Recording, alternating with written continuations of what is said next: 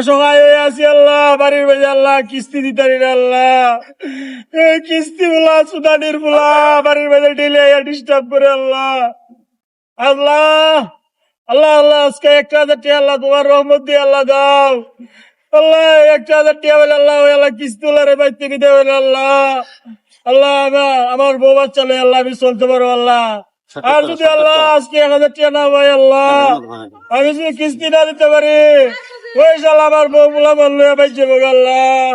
আল্লাহ তোমার রহমত করো আল্লাহ। আল্লাহ তুমি আমার 1,000 টাকা রহমত করো আল্লাহ। আল্লাহ 1,000 টাকা তোমার রহমত দিয়ে আল্লাহ আমার দাও আল্লাহ। আমি সামনে সপ্তাহ আল্লাহ যদি ভালো হয়ে যায় আল্লাহ মাস করে খাবো আল্লাহ। লোকটা মনে হয় অনেক বিপদে পড়ছে কিস্তি নিয়ে। আমি যদি তাকে হেল্প করতে পারি তা তো আল্লাহ তাআলা আমার প্রতি অনেকটাই খুশি হয়ে যাবে।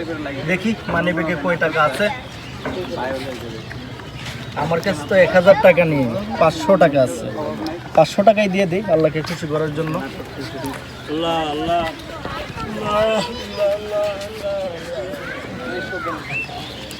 আল্লাহ এই কিস্তির হাত থেকে বাঁচাও আমারে। আমিন আমিন। আল্লাহ কোন দালালে হাত আল্লাহ দিছো আল্লাহ। আল্লাহ তুমি দিছো 1,000 আল্লাহ।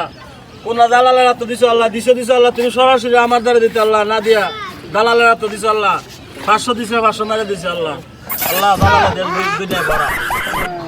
আজকালকার দিন মানুষের উপকার করে উপকারের গাড়ো লাগতে দিলাম 500 টাকা, বলতেছে 1,000 টাকা নাকি আল্লাহ তাআলা দিছে, বরঞ্চ আমাকে দালাল বানিয়ে দিল। হাই রে মানুষ, দুনিয়ার মানুষ।